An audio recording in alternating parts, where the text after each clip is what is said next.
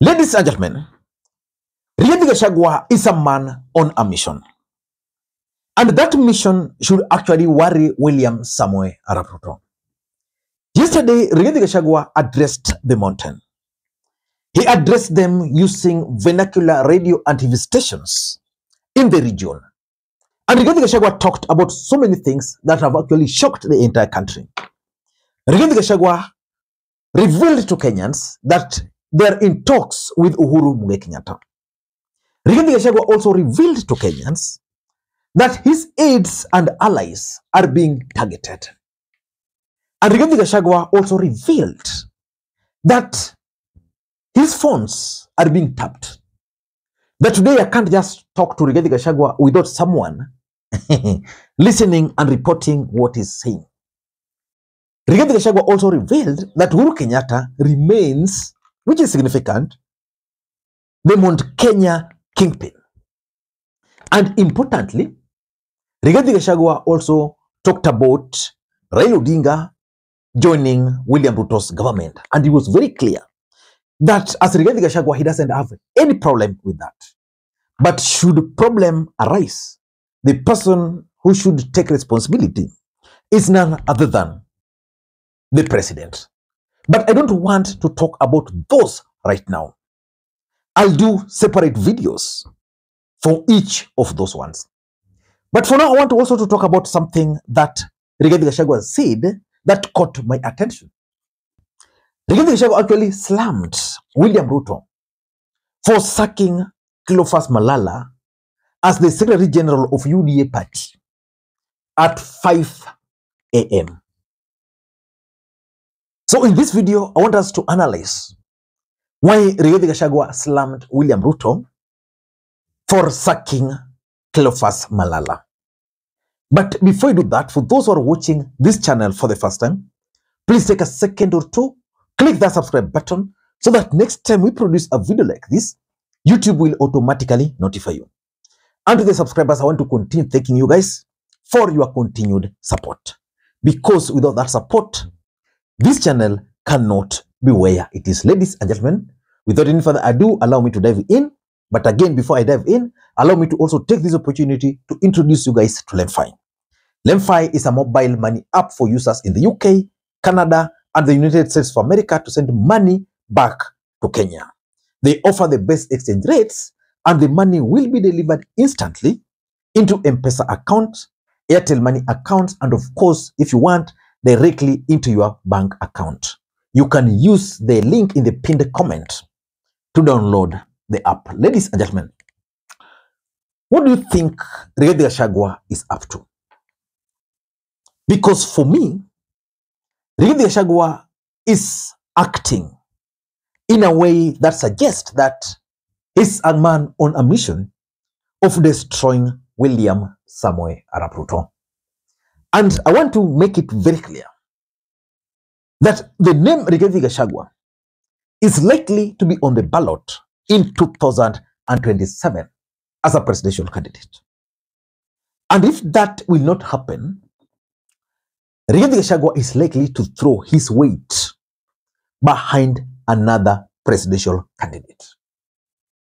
And I want to make this prediction that Rigathi Gachagua and Uhuru Kenyatta are going to be united by fate. Fate is going to make them work together. And the mission is going to be one: to stop one William Samoei Arap Ruto. Whether they will succeed or not is something we can't predict as at now. But one thing we know, Rigathi Gachagua is going to team up with Uhuru Kenyatta to try and deal with William Samoei Arap Ruto. But why would Rigathi Gachagua slam William Ruto for firing Rigathi? But why would Rigathi Gachagua slam William Ruto for firing the Secretary General of UDA Party, Cleophas Malala? As a matter of fact, when Cleophas Malala was appointed, Rigathi Gachagua allies were not comfortable by that appointment. That I'm very, very uncomfortable with the people who never voted for Dr. William Ruto now coming and purporting to be people who should be telling, like for example, I have said it again and I'll repeat, I am very uncomfortable with the position of Secretary General of the UDA Party going to one Mheshimiwa Cleophas Malala. I want to be told what votes he is bringing to the table. Western, and this is a fact, belongs to two parties: Ford Kenya for Bungoma, and ODM for the rest, Vihiga and Kakamega. The total combined was 600,000 votes. While we thank them for that number of votes, they were only pouring the 600 into 3 million that we gave, and 1.5 that came from Rift Valley.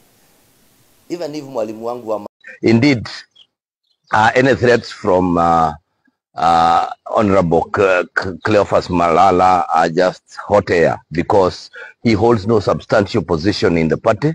Nobody elected him, and yes, I think I would want to say that Honorable Cleophas Malala, being in the United Democratic Alliance as Secretary General, is just like a square peg in a round hole. It does not fit, and therefore I think he should hold on to his horses as we carry on with the elections that are ongoing.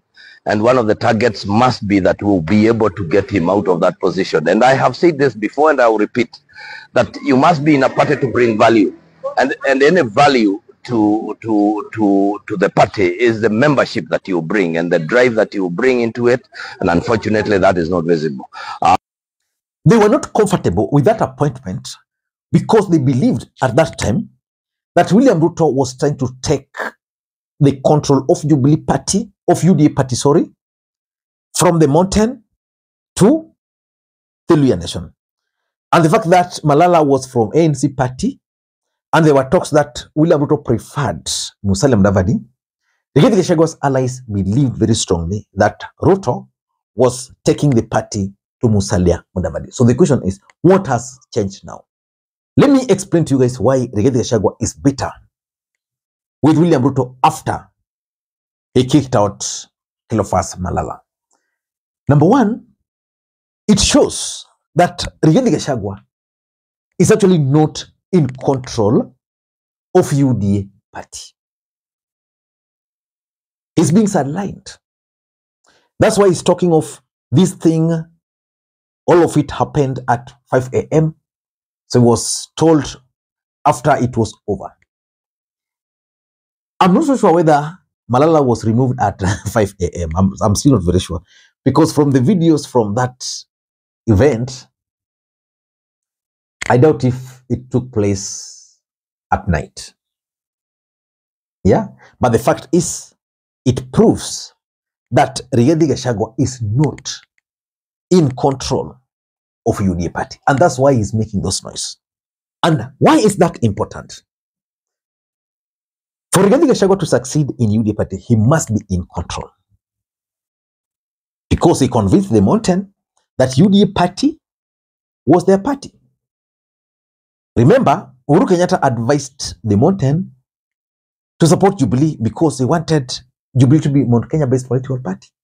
So Rigathi Gachagua now telling the mountain that, you know, I'm not in control of UDA Party. What he's trying to suggest? Probably, maybe to form his own political party. So that's number one. Number two, Malala, it is also now clear after Rigathi Gachagua's statement that Malala was actually removed for associating with Rigathi Gachagua. I was talking to a friend of mine over the weekend, and he told me something that shocked me, that he was with another member of parliament, UDA member of parliament, and Malala came to where they were. And this UDA MP told Malala, before he was kicked out, that there are plans to remove him for associating with the deputy president. And Malala's response was simple, that every leader in this country has a godfather. And his godfather is none other than Rigathi Gachagua. And that after he answered like that, the guy told him, Wewe, by next week, you'll be out of the party. based on what I've heard. And indeed, it happened, which confirms that Malala was removed for associating with Rigathi Gachagua. The truth is, William Ruto is keen on cleaning UDA Party. So that's number 2. Number 3, it is also very clear that William Ruto is already scheming for 2027 minus Rigathi Gachagua in his mind. Probably minus Mount Kenya in his mind. Otherwise, if William Ruto was scheming for 2027 with Mount Kenya and Rigathi Gachagua in his mind, the William Ruto I know would not have allowed Rigathi Gachagua to address the mountain. He would have prevailed on him to stop that press conference. If you've been following William Ruto and his politics, that has been his way of operating, averting. But now he allowed Rigathi Gachagua to go ahead with the press statement or with the address to the Kikuyu nation, which simply confirms that Ruto is now no longer keen on the mountain. Because if you take the total number of votes UDA Party got in the last election, more than half of them were from the mountain.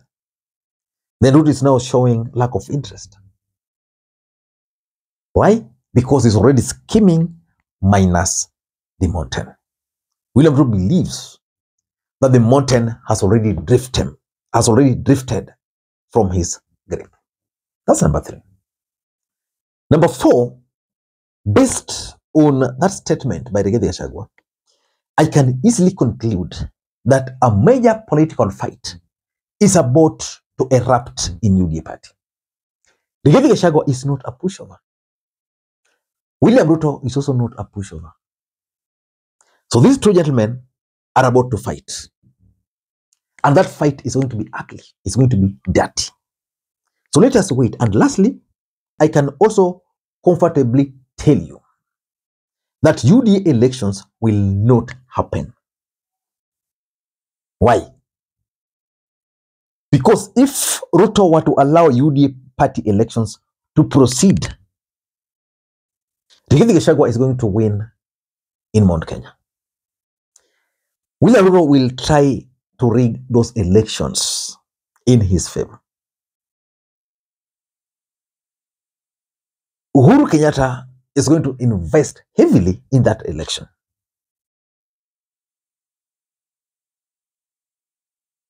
There is no way William Ruto will agree to face Rigathi Gachagua in the mountain. He was able to do that to Uhuru Kenyatta. But Rigathi Gachagua is a totally different breed. Rigathi Gachagua is checkmating. You see, it's not maintaining his pace the way Uhuru Kenyatta used to do. For Rigathi Gachagua, unafanya hii anakuja. You do this, he's coming. You do this, he comes. So I don't know what to think, but that's my take. Until next time, this is Lee Makwiny. Bye-bye.